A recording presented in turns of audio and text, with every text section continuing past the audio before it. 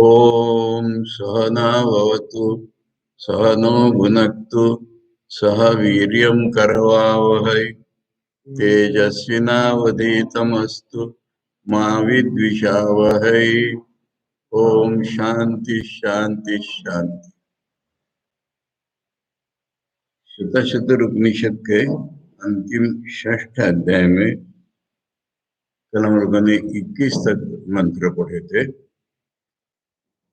22 और 23 दो मंत्र पढ़ने हैं और विषय वस्तु 21 से शुरू हुई है। शास्त्र एक प्रकार से 20 में समाप्त हो गया है। एक समारोह की दृष्टि से घोषणा कर दी कि अगर आकाश को चमड़े के समान लपेट सके तो भगवान को जाने बिना दुखों का अंत हो सकता है, नहीं हो सकता। ऐसा करके शास्त्र समाप्त हो गया। उसके बाद अब जिसे संप्रदान विधि कहते हैं वो बताया जा रहा है। इसको प्राप्त किया कैसे, किसने किसको दिया, कैसे देना चाहिए, ये अत्यंत नियमबद्ध चीज है। और ये नियमबद्ध बाहरी नियमों से बांधा हुआ नहीं है। आध्यात्मिक राज्य के अपने नियम। इसलिए 21 में बोला उन्होंने, तप प्रभावात् देव प्रसादाच्च ब्रह्म श्वेता शतरोत विद्वान अत्याश्रमेभ्यः परमं पवित्रं प्रोवाच सम्यक ऋषि संगजुष्टा। इसमें मेन जो सब्जेक्ट है वो ब्रह्म ही है, इसलिए नपुंसकलिंगी सवाल है, लिंग नहीं है। श्वेता शतर जी ने, आचार्य ने, तपस्या के प्रभाव से, तो तपस्या में यहाँ पर भगवान की ओर जाने की इच्छा लेकर के शुरू करके जो जो होता है कर्म और जितने प्रकार की तपस्या, जैसे गीता में 3 प्रकार की तपस्या बताई है, और इंद्रिय और मन की एकाग्रता यानी साधना। यहाँ तपस्या का अर्थ हम सीधा साधना ले सकते। साधना के प्रभाव से, साधना में एक जोर रहता है अपना, उसका एक इफेक्ट है, परंतु वो सफल तब होता है जब भगवान का प्रसाद। इसलिए तप का प्रभाव से, भगवान के प्रसाद से, ईश्वर की कृपा से। और ईश्वर की कृपा के लिए भी आचार्य ने समझा दिया उनको कि जब हम सब ओर से सिंसियरली मोक्ष के लिए ही ईश्वर की उपासना करते हैं तो ईश्वर प्रसन्न हो जाते हैं। इसलिए अपनी साधना से और ईश्वर की कृपा से श्वेताश्वतर जी ने ब्रह्म को जान लिया। अब उन्होंने इस ब्रह्म को ही, हमने कल ब्रह्म विद्या अर्थ किया था यहाँ पर यहाँ पर व्याकरण की दृष्टि से ब्रह्म को ही उन्होंने, ये ब्रह्म कैसा है, परम पवित्र में, परम पवित्र ब्रह्म को उन्होंने अत्याश्रमी लोगों को प्रोवाच बताया। और कल हम लोगों ने इसकी चर्चा की कि जो हिंदू समाज में 4 आश्रम बने हुए थे, इससे बाहर की ये चीज कि जो वैराग्य के बल पर, आजकल जिन्हें हम परमहंस सन्यासी कहते हैं, जो वैराग्य के बल पर जिन्होंने घर छोड़ा है और गुरु के पास गए हैं, शास्त्र विधान से तो परमहंस के साथ परिव्राजक जुड़ा रहता है। ऐसे लोगों को, आश्रमी सन्यासी या दंडी स्वामियों को भी नहीं, ऐसे लोगों को उन्होंने ये सम्यक प्रवाच, सम्यक ऋषि संग जुष्टम ब्रह्म प्रवाच, ऋषियों के संग में, ऋषियों के समूह ने जिन्हें अच्छी तरह से सेवा की है, जिनकी योग साधना की है जिनके लिए वह ब्रह्म अच्छे तरह से समझा दिया। तो इसमें श्वेताश्वतर जी ने कैसे पाया था वो पता चला, और इसका अधिकारी कौन है इसका पता चला। आजकल जैसे हम ऑनलाइन क्लास कर रहे हैं ऐसी पद्धति नहीं थी।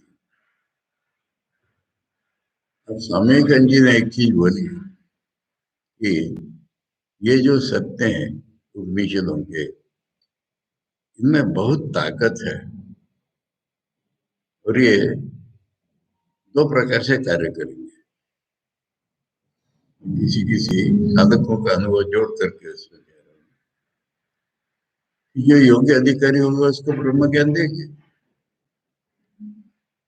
परंतु योग्य अधिकारी नहीं भी हो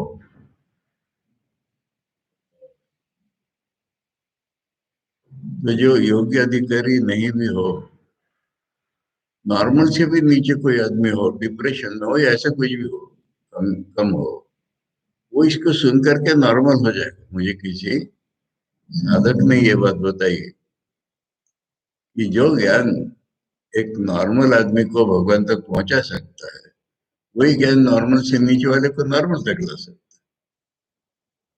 इसलिए ये जो हमारे ऑनलाइन क्लास बोलो या आजकल पब्लिक लेक्चर्स, या मैं कहूँगा स्वामी जी की बात से दूर रहूंगा उनका कि ये सारे रत्न जो हीरे मानिक जंगलों में और संस्कृत भाषा में फंसे हुए,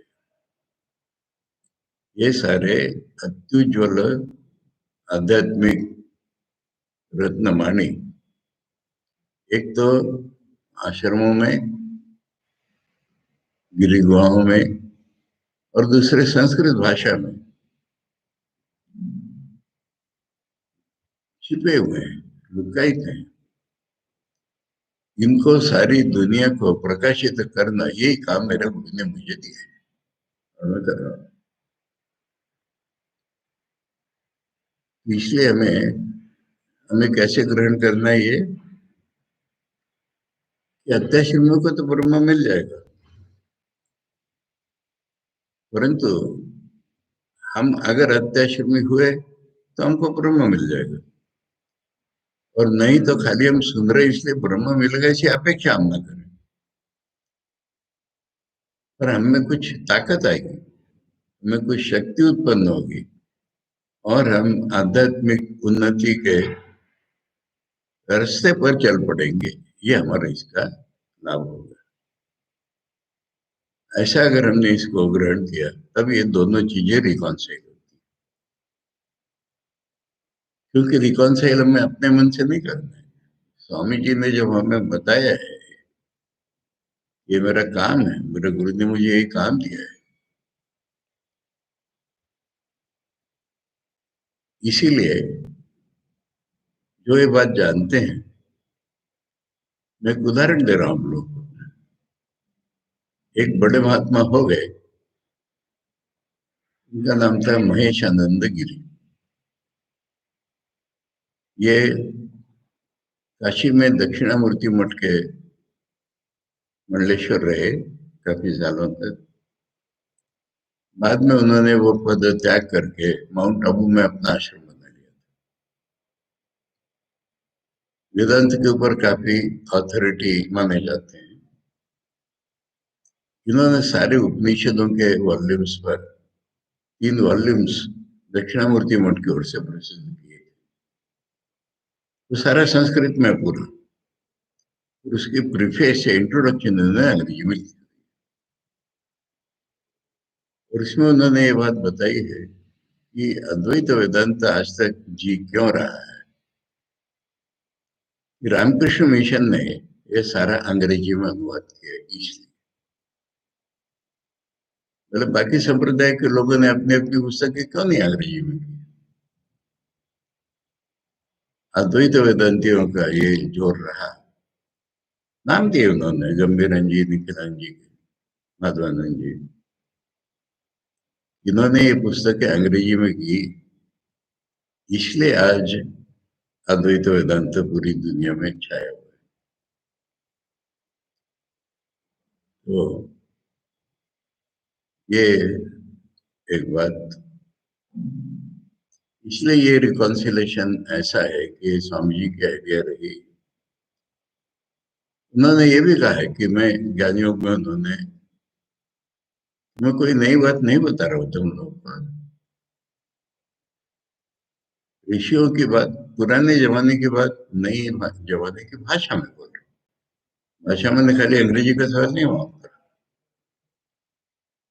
जिस तरह से पुटअप करने से नए जमाने के लोग ग्रहण कर सकेंगे उसको बोलते हैं नई भाषा। उन्होंने दो चार वाक्यों का प्रयोग किया है। पुराने जमाने की बात नई भाषा में कह रहा हूँ, ऋषियों की बात साधारण मनुष्य की भाषा में कह रहा हूँ, देवताओं की बात मनुष्य की भाषा में कह रहा हूँ, क्योंकि मनुष्य ब्रह्म स्वरूप होने के कारण इसे समझने के काबिल है हर आदमी, यदि उसको उस तरह प्रेजेंट किया जाए तो। इसलिए शताशतर जी ने अत्याश्रमियों को बताया। इसका अर्थ ये हो रहा है कि अत्याश्रमी लोग जो है इससे लाभान्वित होकर ब्रह्म लाभ होगा, और बाकी लोगों को इससे अध्यात्म रास्ते पर चलने की हिम्मत आ जाएगी। इस तरह से ये 21वां मंत्र हम लेते हैं और 22वां पढ़ते हैं आज। वेदांते परमं गुह्यम पुरा कल्पे प्रचोदितम् न प्रशांताय दातव्यम् न पुत्राय अशिष्याय वा पुनः। पुत्राय भी अपुत्राय, न अपुत्राय अशिष्याय। इसमें कह रहे हैं कि वेदांते, वेदांत में, वेदांत में शब्द का क्या अर्थ हो रहा है? वेदांत नाम का एक दर्शन है, उसमें ऐसा अर्थ नहीं करना है, जातिवाचक संज्ञा मानना है। नहीं तो वेदांत इश्यू आता है। उपनिषदों में ये ज्ञान है, किसी एक उपनिषद में नहीं है, परंतु जातिवाचक अगर हम कहें उपनिषदों के बदले वेदांत कह दिया तो वेदांत में ये परम गुह्य ज्ञान है, यानी जो सरफेस पे नहीं होता है, भीतर की चीज होती है, उसको हम गुह्य कहते हैं। और अत्यंत भीतर की इसलिए परम गुह्य कहते हैं। ऐसा एक ज्ञान है। पूरा कल्पे प्रचोदित, तो पूरा कल्पे प्रचोदित हमसे हम ये समझ रहे हैं कि किसी एक कल्प में, कौन से कल्प में हमें नहीं पता, किसी एक कल्प में ये शतशत उपनिषद, और उस कल्प की तुलना में पिछला जो कल्प था या उससे पिछला भी होगा पूरा में, तभी ज्ञान प्रकाशित हो गया था। तो इससे इम्प्लीकेशन क्या निकल रहा है, हम क्या समझ रहे हैं इससे? आए बताओ क्या समझे कृष्ण महाराज? इसका अर्थ ये हो रहा है कि इटरनल नॉलेज है। स्वामी जी ने ये चीज बड़े अच्छे तरह से समझाई है। ये अनादि अनंत ज्ञान है। ऋषि ने इसको खोज निकाला। वो भी किस ऋषि ने कैसे, अपौरुष इसलिए कहते हैं उसको, इसलिए कहते तो पुराने कल्प में ही प्रकाशित हो गया था।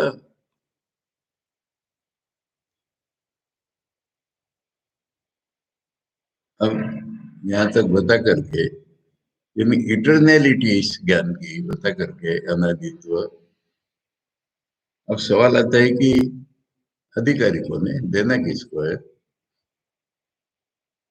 तो यहाँ दो प्रकार के अधिकार बताए जा रहे, दो प्रकार के माने दो कंडीशन बताई जा रही। पहली है न अशांताय धातव्यम, न अप्रशांताय धातव्यम। तो ये जो अप्रशांत शब्द है, इसको हम अत्याश्रमी से कनेक्ट करो।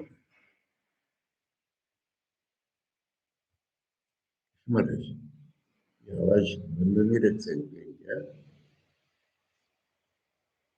इनको आते में बोला था तो हाँ बोले बोलो। हाँ, अप्रशांताय,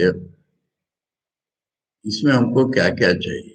प्रशांत शब्द है, शांत नहीं है। जो in the face of temptations and disturbances भी शांति जिसकी भावना हो, तो हम प्रशांत कहेंगे। तो ये तो साधना मेहनत करके कमाने की चीज है। और इसमें हमारे अधिकारी जिसको हम मानते हैं, विवेक वैराग्य समाधि षट संपत्ति मोक्ष तो ये सारा का अंतर्भाव, ऐसा न हो तो उसको नहीं देना चाहिए। उसका भी अर्थ वही हो रहा है। मुंडक उपनिषद के भाष्य में आचार्य ने ये चीज अच्छी तरह समझी कि गृहस्थ अगर इसको पढ़े तो क्या होगा, मतलब बुरा कुछ नहीं होगा उनको, बुरा क्या होने वाला है। पर ब्रह्म नहीं मिलेगा। ब्रह्म मिलेगा अगर ये संन्यास निष्ठ हुआ, तब ब्रह्म मिलेगा। बाकी कोई भी पढ़े इसका बड़ा भला ही होगा। इस तरह से ये जो अशांत, जो प्रशांत नहीं है उसको नहीं देना चाहिए। ऐसा इसमें निगेटिव में ज्यादा फोर्स होता है, इसलिए एक बार तो बता दिया, अत्याश्रम को बताया, पर अत्याश्रमियों को ही बताना चाहिए ये कहाँ बताया। इसलिए ये मंत्र में निगेटिव है कि जो अप्रशांत है उसको, इसमें एक शब्द और मजेदार आ रहा है, बहुत सुंदर आ रहा है, इंपॉर्टेंट शब्द आ रहा है, हर एक शब्द इंपॉर्टेंट। ज्ञान क्या करते हैं, या हम लोग लेक्चर दे रहे हैं तो क्या कर रहे हैं,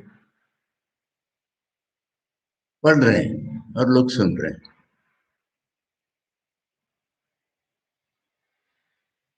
और जो ज्ञान है, यह शब्द यहाँ पर देखा है, दातव्यम,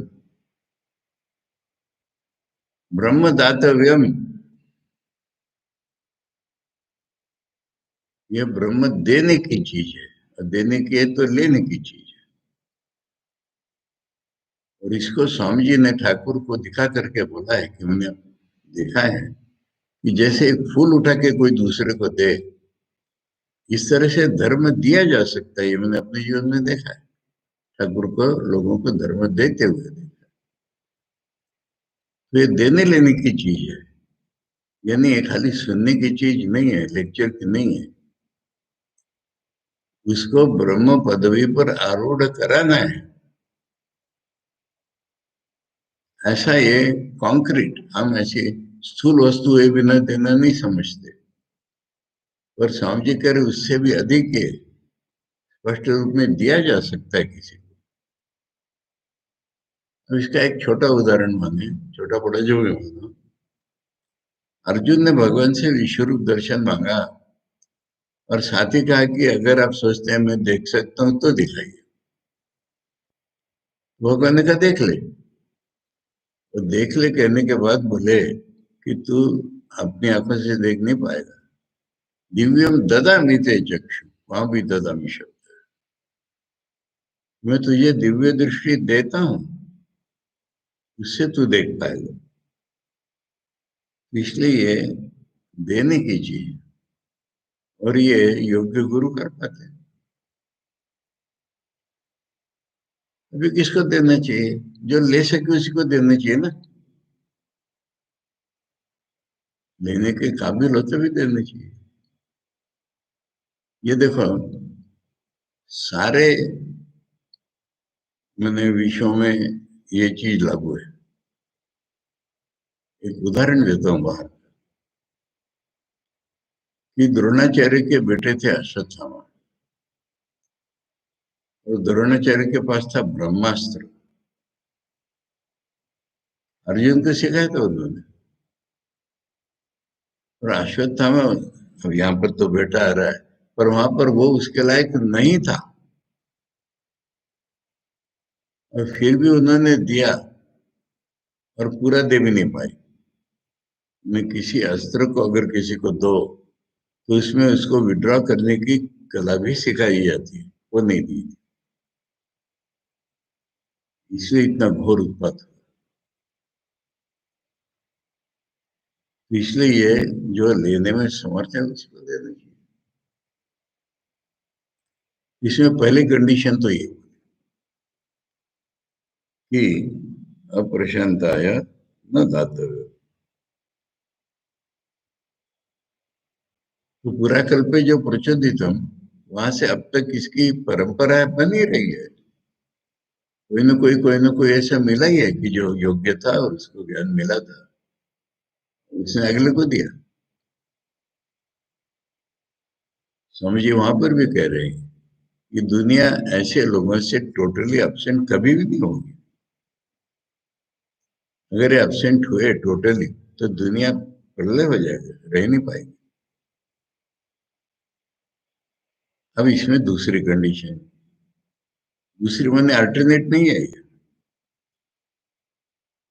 जो प्रशांत नहीं उसको तो देना नहीं चाहिए। अब खाली प्रशांत इसलिए नहीं देना है, और उसमें एक चीज जरूरत है। कह रहे हैं कि या तो आपका बेटा हो या शिष्य हो, इसको छोड़ करके नहीं देना चाहिए। ये दोनों मिलकर एक कंडीशन हो रही है। एक कंडीशन अशांत को नहीं देना चाहिए, और दूसरी कंडीशन, मान लो वो अशांत नहीं है, फिर भी अगर आपका पुत्र या शिष्य नहीं है तो नहीं दे। अभी इस बात को समझने की कोशिश करेंगे। यानी शास्त्र ग्रंथ की बात है तो उसमें जैसे मैंने अभी कहा स्वामी जी ने ऐड किया है वो सब ठीक है, परंतु कि शास्त्र की बात को आप छोड़ नहीं सकेंगे। इसलिए उसको समझने की, शास्त्र में अगर बात आई है कोई तो हमारे कल्याण के लिए आई है, उसको समझने की अत्यंत आवश्यकता है। अब यहाँ दो चीज अलग अलग आ रहे हैं। पुत्र को या वो या है, शिष्य को देनी चाहिए, पॉजिटिव बोलना है। जो पुत्र भी नहीं है शिष्य भी नहीं है, उसको नहीं देनी चाहिए। अब ये पुत्र को क्या देनी चाहिए, ये किसी पुस्तक में नहीं मिला मुझे, परंतु मैंने मन में सोचा और उदाहरण से ये चीज सिद्ध हो। हर एक चीज हमको तर्क से समझ में नहीं आती, शास्त्राधार से भी समझ में नहीं आती, वो उदाहरण से समझ में आ जाती। बुद्ध देव की कथा है। बुद्ध की पत्नी यशोधरा और नवजात पुत्र ऑलमोस्ट समझ लो राहुल, इसको छोड़ करके बुद्ध चले गए थे। कुछ दिन जब वो उदास उदास से रहने लगे थे प्रोसेशन के बाद से, तो उनकी पत्नी ने एक दिन कहा था कि आप मुझसे पहले जैसा प्यार नहीं करते। तो उन्होंने कहा था कि मैं सोचता था इतने दिन में तुझसे प्यार करता हूँ, और अब मुझे पता चला कि मैं प्यार जानता ही नहीं हूँ, और मैं प्यार करना सीखने के लिए बाहर जा रहा हूँ, ये उन्होंने जवाब दिया। वो ठीक है, बाहर गए, प्यार सीखा। अब भगवान बुद्ध हो गए, उनके बहुत सारे फॉलोअर्स हो गए। अब वो यात्रा के दौरान अपने घर के ऊपर से निकलने वाले थे, तो यशोधरा ने, उनका बेटा तब तक बड़ा हो गया था, कभी उसको बोला जा अपने बाप से वसीयत मांग। समझ में आया? वसीयत, वसीयत माने बाप जो कमाएगा उसके ऊपर बेटे का अधिकार है। और खाली अधिकार ऐसा नहीं, वो उसकी प्रारंभिक पूंजी होती ही है दुनिया में। अब यही चीज आध्यात्मिक जीवन में, इसलिए पुत्र क्वालिफाइड इसलिए हो रहा है कि उसकी तो उसका हक है बाप ने जो कमाया उसके ऊपर। इस उदाहरण से ये समझ में आ रहा है, नहीं तो इसका दूसरा कोई हल नहीं निकल रहा। यहाँ पर आचार्य ने कहा है भाष्य में कि ये चीज हमने उपदेश शास्त्र में अच्छी तरह समझाई है, यहाँ संक्षेप में बता रहे हैं। मैंने पूरे उपदेश शास्त्र छान दिया आज। उसमें शिष्य की परीक्षा करके देना चाहिए, यही समझाया है। पुत्र को कैसे देना चाहिए बात ही नहीं आई है। इसलिए ये तो प्रश्न अनुत्तरित रह गया। और ये एक ही जगह नहीं, हमको और भी जगह मिले। जैसे केनोपनिषद या कहाँ पर है, मांडुक्य उपनिषद में, न अस्य अब्रह्मविद कुले भवति, और भी है कहीं कहीं है। इसके कुल में कोई ब्रह्म को न जाने बिना नहीं रहेगा। तो इसलिए उसका जो भी कोई पुत्र हो, उसकी तो वसीयत है, उससे बाप से मांगेगा ही वो। अब उसको फिट बनना पड़ेगा वो सब, तो इसलिए प्रशांत है तो पहले बोल दिया। अगर वो पुत्र प्रशांत नहीं है तो उसको देखे भी फायदा नहीं होगा। इसलिए ये कंडीशन एंड है और नहीं है। अब प्रशांत को तो देना नहीं चाहिए। अब वो पुत्र और शिष्य कोई भी है, अब वो प्रशांत तो है, वो तुम्हारा बेटा है, तो कंपल्सरीली तुमको देना चाहिए। और नहीं तो शिष्य हो तो, इसके बारे में कहानी सुनो, पौराणिक कहानी। नहीं, पहले साथ, ठीक है, पौराणिक कहानी पहले बता दे। शिव जी के जो पुत्र षडानंद, जिनको हम कहते हैं, कार्तिकेय, सुब्रमण्यम, उनका एक नाम शिव गुरु है, जानते हो?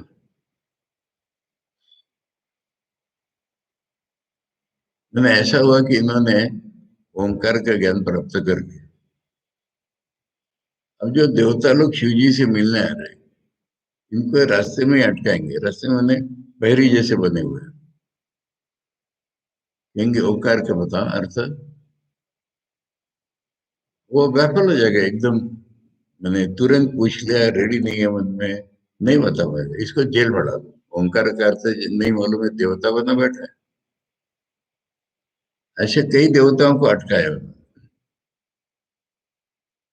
तभी कंप्लेंट शिव जी के पास गई कि बेटा तो उधम मचा रहा है आपका। तो शिव जी उसके पास आया और बोला, बेटे तू ऐसा कर रहा है, तुझे मालूम है क्या कि ओंकार का अर्थ? हाँ, मुझे मालूम है। तो बताओ। ऐसे नहीं बताया जाता, शिष्य बन के आओ तो बताऊंगा। ये कहानी है बाबू। इसलिए शिव जी को शिष्य बन के आना पड़ेगा, इसलिए उसको शिव का गुरु बोला जाता है। यही कहानी है। मैं अपना अनुभव अगर बताऊं, हमारे यहाँ मैंने Ramakrishna Mission Students Home Chennai, वहाँ मैनेजिंग कमेटी की मीटिंग में हमारे एक ओल्ड स्टूडेंट थे, वकील थे।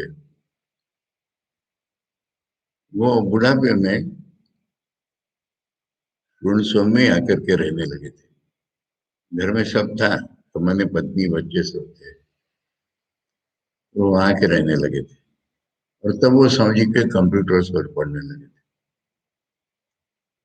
एक बार वो मैनेजिंग कमेटी में कहते हैं कि ये तो हो गया, कमेटी की मीटिंग तो हो गई। अब मुझसे कहने लगे, ये द्वैत विष्णु द्वैत अद्वैत समझा देंगे? मैं चुप रहा, मैं कोई जवाब नहीं दिया। ये क्या मैनेजिंग कमेटी में मीटिंग में बोलने की बात होती है क्या? मैंने ये नहीं बोला कि शिष्य बन के आओ या अच्छी तरह से समझो, पर मैं एक उदाहरण के रूप में बता रहा हूँ, ऐसी कैजुअल टॉक की बात नहीं है ये चीज बहुत सीरियसली ग्रहण करने की होती है। हम जो ऑनलाइन क्लास सुनते हैं, जो भी क्लास सुनते हैं, तो हम ये आशा करते हैं, नहीं तो एक लेक्चर देने के लिए लेक्चर नहीं होता। ये बात तो मैं हमेशा ही बोलता रहता हूँ। मुझे और एक प्रसंग याद आ रहा है, मैंने बताया कभी। वहाँ ऋषिकेश में हमारे कुटिया के पास में एक विवेक आश्रम था, और वहाँ के एनुअल फंक्शन में हर साल वो 3 दिन तक बहुत से लेक्चर्स कराते रहते थे। 10-12 लेक्चर्स एक दिन। मंडलेश्वर मंडलेश्वर ईसाश्रम गुरुसाश्रम। तो मुझे एक दृश्य वहां ऐसा दिखता था, इसलिए मैंने बोला, रिकॉर्ड भी है मेरे पास। यहाँ पर ऐसे दृश्य दिखता है कि हम लोग सुपीरियर, हम लोग मंच पर बैठे हैं, सुपीरियर है, हमारा काम है लेक्चर देना, और आप लोग श्रोता हैं, अपना काम है सुनना। ये डिफरेंस मुझे पसंद नहीं है। हमें ये सोचना है कि बोलना हमारे लिए एक साधन है, हम साधक हैं, और आपको भी साधक होकर के ग्रहण करना है। नहीं तो इतनी फिजूल की बातें, वैदिक कर्मकांड सिखा रहे, कोई कर रहा है आज? तो खाली तुमको लेक्चर देना, उनको सुनना, ये हो रहा है ना। साधक ने साधक से बात करनी है। और इसलिए मैं कई जगह लेक्चर देने जाता हूँ तो बोलता हूँ कि मैं साधकों से बात कर रहा हूँ। अगर आप साधक नहीं है तो कम से कम अभी के लिए साधक बन जाइए, तब सुनिए। ये सब चीजें इसमें, जब हम वेदांत के शब्दों का अर्थ ग्रहण करने जाते हैं तो उसको सर्वांगीण रूप में अपने जीवन में कैसे ग्रहण करना है, ये देखना है। इसलिए यहाँ पुत्र का उल्लेख इसलिए कि पुत्र की वसीयत है, उसने आपको देना ही पड़ेगा अगर वो शांत है तो, और आपके पास है तो ज्ञान। और शिष्य नहीं होता नहीं देना चाहिए, वो इसलिए ये ज्ञान ऐसे कैजुअली पढ़ने का ही नहीं।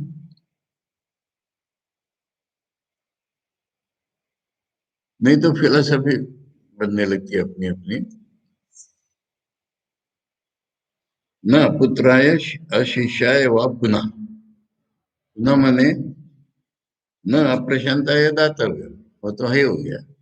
पुनः मने और फिर से, जो पुत्र या शिष्य नहीं हो उसको भी नहीं। आचार्य भाष्य देखते हैं। यथोक्त शिष्य परीक्षण पूर्वकम विद्या वक्तव्या। यहाँ शिष्य शब्द से उन्होंने कहा कि शिष्य की अच्छी तरह से परीक्षा करके तब ये विद्या देनी चाहिए। ये चीज उन्होंने उपदेश शास्त्र में समझाई। शिष्य की परीक्षा क्या क्या करनी है। तद विहाय तदुक्तो दोष, उन्हें शिष्य की परीक्षा न करके ये विद्या बताना दोष युक्त है। क्योंकि one can not understand, one will misunderstand. ये पहली बात है।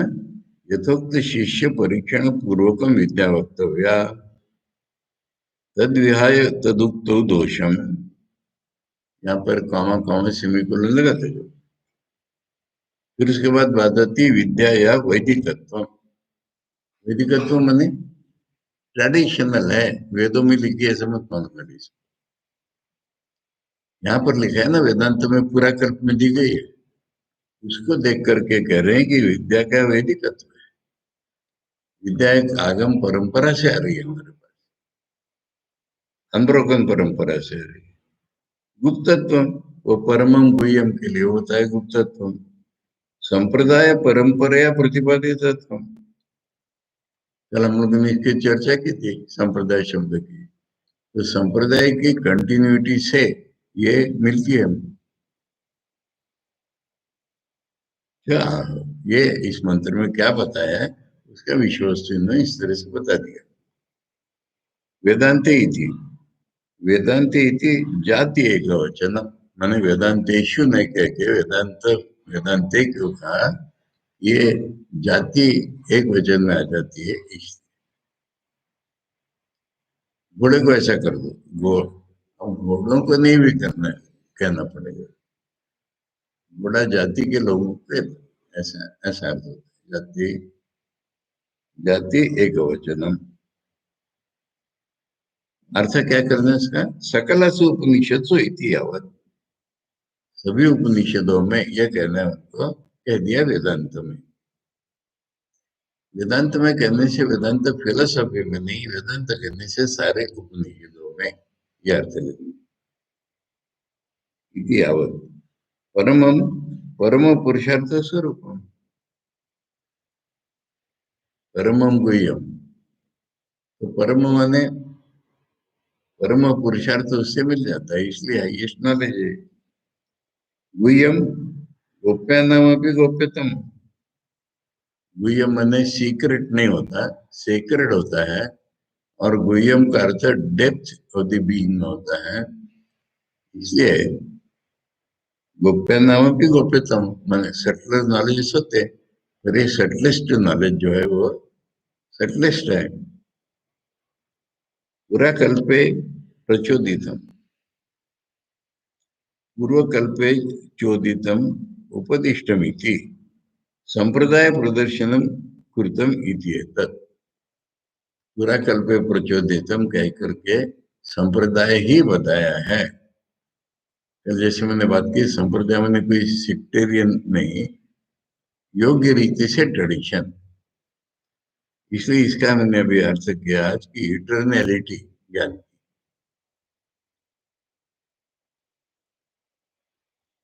संप्रदाय प्रदर्शन कृतम इति एतत्, बस मैंने पूरा कल्पे प्रचोदितम कह करके संप्रदाय का इंडिकेशन कर दिया, ऐसे मिलता है। प्रशांताय पुत्राय ऐसा कह करके वो करे प्रकर्षण शांतम सकल रागादि मल रहितम चित्तम। प्रशांत का अर्थ है कि आसक्ति इत्यादि सारे मल जिस चित्त से निकल गए हैं उसको। तस्मै पुत्राय, इस तरह के पुत्र को। तादृश शिष्य है वह, या उसी समान कैटेगरी के शिष्य को। दातव्यम वक्तव्यम इति आवा, ने अप्रशांताय न दातव्य का अर्थ सीधा हो गया कि ऐसे लोगों को देना चाहिए। दातव्य हमने देखा, यहाँ दातव्य का अर्थ वक्तव्य में, दातव्य में याद।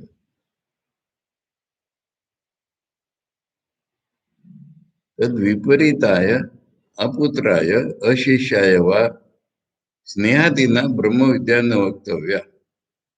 इसमें एक इंडिकेशन मिल रहा है। अच्छा, स्नेहादीना माने अटैचमेंट, जिसे हम कहते हैं अफेक्शन। यानी हम पुत्र या शिष्य छोड़ के क्यों दे रहे किसी को, उसके प्रति हमारे अटैचमेंट है, इसलिए ऐसा मत दो। अब इसमें फिर आता है पुत्र तो स्नेह के लिए दे रहे हो ना, इसलिए वो जवाब मिला कि पुत्र का तो वसीयत है।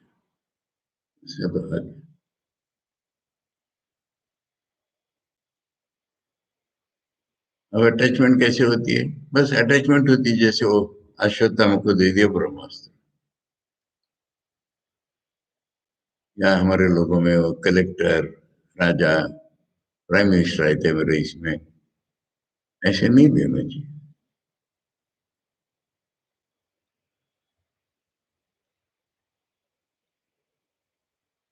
स्नेहादिना ब्रह्म विद्या न वक्तव्य।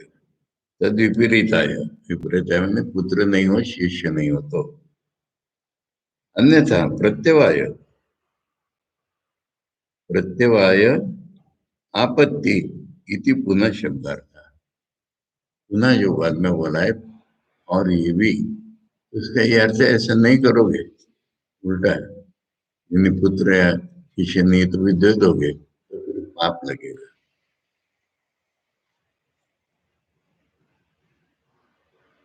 अतएव ब्रह्म विद्या विचक्षुण, जिसको ब्रह्म विद्या सिखानी है उसने गुरुना चिरकालम परीक्षा शिष्य गुणन ज्ञात्वा। कभी कभी शिष्य परीक्षा यदि नहीं होती। हमारे यहाँ रामकृष्ण मिशन में 1 साल प्री प्रोवेशन है, 4 साल प्रोवेशन है। यानी 1 साल में हम अपेक्षा रखते हैं कि उसको भी अपना पता चल जाता है, और मन तक भी पता चल जाता है कि ये टिकने वाला है, कि 2 महीने में हो जाता है काम, पर 1 साल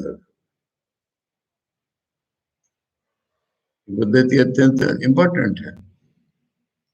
ये तो कल आया ज्वाइन किया, परसों सन्यासी हो गया, ऐसा होने से फिर वो रहेगा। ये भाव, ये भाव है इसमें कि चिरकालम परीक्षा शिष्य गुणान ज्ञात्वा। चिरकाल परीक्षा करके चित्त के शिष्य के गुणों को जान करके अभी ब्रह्मविद्या वक्तव्य इति भाव तथा च श्रुति। ये बात उपनिषदों में बोली है। वो एव तपसा ब्रह्मचर्येण श्रद्धया संवत्सरम संवत्सरम। ये प्रश्नोपनिषद का है कि वो 6 साधक थे, जंगल में रहते थे, तपस्या करते थे। और वो जो पिपलद से पूछने गए तो पिपलद ने कहा तपस्या तो कर रहे हो तुम, और वही तपस्या लेके 1 साल और मेरे पास करो, तब ज्ञान मिलेगा। तो इसलिए इसका उदाहरण इसलिए दिया है कि वो पहले से तपस्या कर रहे थे। श्रुत्यंतरे च एकशतम हवै वर्षाणि प्रजापतो भगवान ब्रह्म ब्रह्मचर्य मुआस। एक कहानी इस प्रकार की है, मैंने बताई थी कि वो प्रजापति ने ऐसा एक नगड़ा पिटवा दिया कि मेरे पास ऐसा ज्ञान है कि जो लोग तो अमर हो जाओगे। तो देवताओं की ओर से इंद्र और राक्षस असुरों की ओर से प्रजा विरोचन ये आ गए सीखने। प्रजापति ने कहा कि पहले मेरे पास रहो 32 साल। 32 साल रह करके वो तो उल्टा ज्ञान लेके चला गया, और इंद्र फिर रहे 32 साल 32 साल 32 साल, और फिर 5 साल, यानी कितने हुए टोटल 101 साल। तो उनको ज्ञान समझ में आया। यहाँ पर कह रहे हैं एक शतम, एक शतम माने 100 नहीं आता है, 1 प्लस शतम 101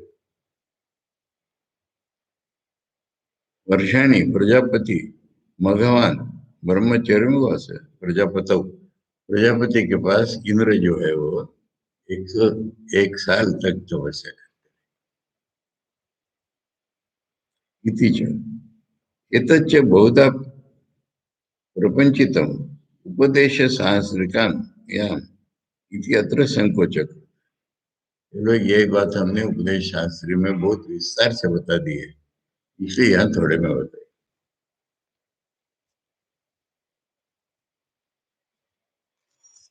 लास्ट श्लोक यस्य देवे परा भक्ति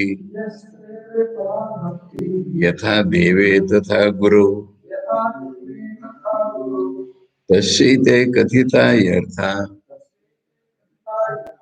प्रकाशन्ते महात्मनः प्रकाशन्ते महात्मनः।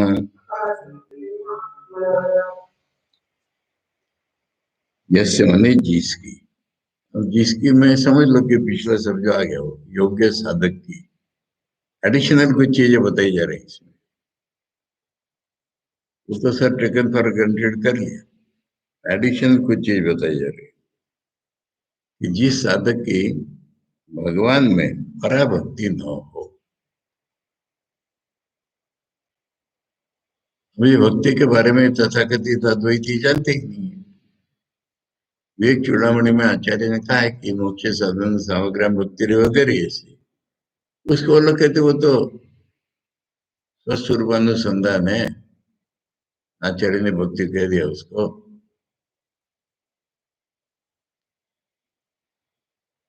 तब में सवाल आता है कि भक्ति क्यों का है। और विवेक चूड़ामणि में एक और बात है कि आचार्य ने कहा है कि श्रद्धा भक्ति और ध्यान योग मुमुक्षुओं को मुक्ति दिलाने वाले ये तो श्रुति में बताए। और यहाँ पर आ रहा है वो कि जिसकी जिस पुत्र व शिष्य की भगवान के प्रति पराभक्ति नहीं हो उसका नहीं बताना है, उसमें फंक्शन होने वाला है। देखो अत्याश्रमी से तुलना करो इसकी। अत्याश्रमी को उन्होंने बताया, पराभक्ति जिसके पास नहीं हो उसका नहीं बताना है, तो फिर इक्वलेंट हो गए ना। यहाँ पर बताने बताने के सवाल नहीं है, पर अधिकार दूसरे प्रकार से प्रस्तुत किया। जिसके पास पराभक्ति है और वही जो पराभक्ति है टुवर्ड सुप्रीम रियलिटी, वही गुरु के प्रति, क्योंकि ज्ञान वहां से आ रहा है। यथा देवे तथा गुरु, जैसे भगवान से वैसे ही गुरु के प्रति ऐसी होनी चाहिए। तस्यैते कथिता अर्थ, मैंने पुस्तक के शब्द नहीं, पुस्तक के शब्दों के अर्थ ऐसे सुनने वाले को हृदय में जागेंगे, अनुभव में आएंगे, और तब उसको ब्रह्म ज्ञान होगा। इसलिए तस्यैते कथिता अर्थ प्रकाशन्ते महात्मा, महात्मा शब्द भी शेष के लिए आया, अंतःकरण विशाल होना चाहिए, कंडीशन आ गई। और जिसकी ईश्वर के प्रति पराभक्ति है, परा का अर्थ होता है कि जो ऑब्स्टेकल्स है उनको निकाल करके आगे ले जाएगी उनको।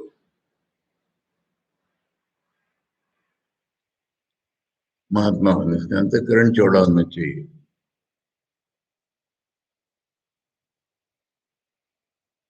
तो ये गुरु भक्ति आवश्यक है।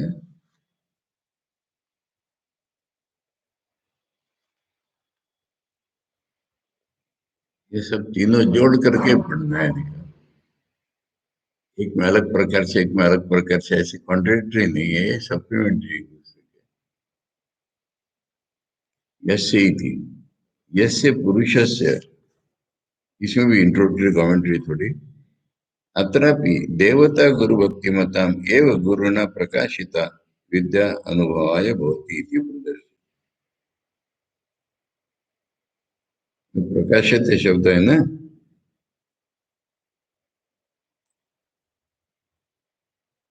देवता और गुरु, इनके भक्तिमान लोगों को ही गुरु ने जो विद्या बताई है, प्रकाश विद्या, वो विषु, वो अनुभव में परिणत हो जाती है, ये बताया। यानी ये प्रकाश अंत्य का अर्थ है अनुभव में परिणत होना। आचार्य करे यस्य इति, यस्य पुरुषस्य अधिकारिणो, जैसे मैं अधिकारी ले लो दोबारा, आपने जो बताया, देवे इयता प्रबंधेन दर्शित अखंड देवता में क्या अर्थ लेना है? अब तक शतशतर ने जो बताया, शतशतर उपनिषद में, वो अखंड एक रस सच्चिदानंद पर ज्योति स्वरूप, ये देवता का अर्थ। देवता का अर्थ कहीं गॉड एंड गॉडेस नहीं लेना है, पर ब्रह्म को लेना है। पर उत्कृष्ट निरुपचरिता भक्ति, निरुपचरिता माने उपचरिता का अर्थ क्या होता है? फॉर्मल बिहेवियर, मतलब किसी का आचरण भक्ति जैसा दिखे तो कहेंगे औपचारिक भक्ति है इसके। औपचारिक कहते हैं ना फॉर्मल, वे कह रहे फॉर्मल नहीं है, निरुपचरिता भक्ति, रियल भक्ति होनी चाहिए, फॉर्मल भक्ति नहीं, रियल भक्ति होनी चाहिए। ये परा शब्द का अर्थ है। परा माने उत्कृष्ट, निरुपचरिता भक्ति, एतद उपलक्षण। यहाँ पर आचार्य के खाली ये देव के प्रति और इसके प्रति भक्ति से नहीं होता है, ये उपलक्षण है। इसमें बाकी जो पहले बताई थी चीजें सब इंक्लूड कर लो। अचांचल्यम श्रद्धा च उभे, इसमें चंचलता नहीं होनी चाहिए, श्रद्धा होनी चाहिए पिछले के अनुसार। यथा तथा ब्रह्म विद्योपदेष्ट, यथा माने ऐसा उसका, ये वाक्य यहाँ कंप्लीट हो जाते हैं। अचांचल्यम श्रद्धा च उभे, उपलक्षण उनका अर्थ ये हो गया। यथा जैसे ये गुरु देवता के प्रति भक्ति है, तथा ब्रह्म विद्योपदिष्टरी गुरु अपनी, जो ब्रह्म विद्या का उपदेश करे उसके गुरु के प्रति भी तद उभयम यस्य वर्तते, देवता के प्रति और गुरु के प्रति, दोनों के प्रति जिसमें है, तस्य तप्त शिरसो जलराशि अन्वेषण विहाय यथा साधनांतरम नास्ति, यानी सिर पर अगर किसी ने आगुन रख दिया है, वो जैसे छटपटा के पानी को ढूंढने जाता है, सबका सार इन्होंने ये निकाला, ऐसा नहीं हो तो कुछ नहीं होगा। विहाय मैंने इसको छोड़ करके यथा साधनांतरम नास्ति, दूसरे कोई साधना है ही नहीं।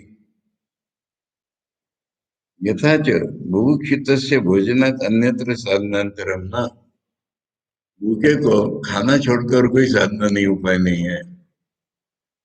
उसी तरह से दो उदाहरण लेकर के, एवं गुरु कृपा विहाय ब्रह्म विद्या दुर्लभ इति, गुरु की कृपा न होने से ब्रह्म विद्या नहीं मिलेगी।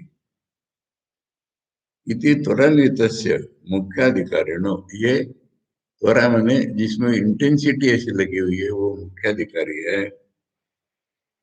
महात्मा ना, महात्मा का अर्थ है दिया उत्तम से का, महात्मा जिसका अंतकरण चौड़ा हो। एते कथिता अस्याम शताशतर उपनिषदि शताशतरेण महात्मना कथिता उपदिष्टा अर्थ, यानी शब्द ने खाली रिसाइटल के इसके अर्थ प्रकाशनते स्वानुभव है। वो प्रकाशनते मतलब उसके अनुभव में आ जाते हैं।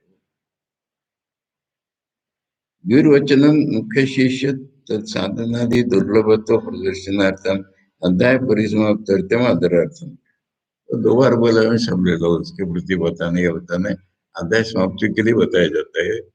उसके साथ साथ ये विद्या का महत्व वगैरह भी। ये इति श्रीमद गोविंद भगवत पूज्य पाद शिष्य परमहंस परिवराजक आचार्य श्रीमद शंकर भगवत प्रणीते शताशतर उपनिषद भाष्य श्रेष्ठ अध्याय की चर्चा हम लोगों ने शुरू में कर ली है। शंकर का नहीं होगा तो भी शंकर तुल्य किसी का है। इस तरह से ये पुस्तक समाप्त। अब ये घोषणा इसमें ऐसी है कि इसके बाद इस क्लास में ऐतरेय उपनिषद लिया जाएगा, ऋग्वेदीय ऐतरेय उपनिषद, और ये क्लास 16 तारीख मंगलवार से शुरू होगी। ऐसे भी कल तो संडे है, परसों श्री रामकृष्ण की तिथि हो जाए, उसके बाद शुरू होगा। स्वाभाविक रूप में वही दिन आ रहा है। तो 16 तारीख मंगलवार से ऐतरेय उपनिषद शंकर भाष्य समेत विशेष अच्छी उपनिषद है, स्पेशलिटीज है इसमें, छोटी है और इसकी जैसी लूज लॉक नहीं है, वो पढ़े। ओम सहना भवतु सहनौ भुनक्तु सह वीर्यं करवावहै तेजस्विनावधीतमस्तु मा विद्विषावहै। ओम शांति शांति शांति। हरि ओम तत्सत। श्री राम कृष्णार्पण।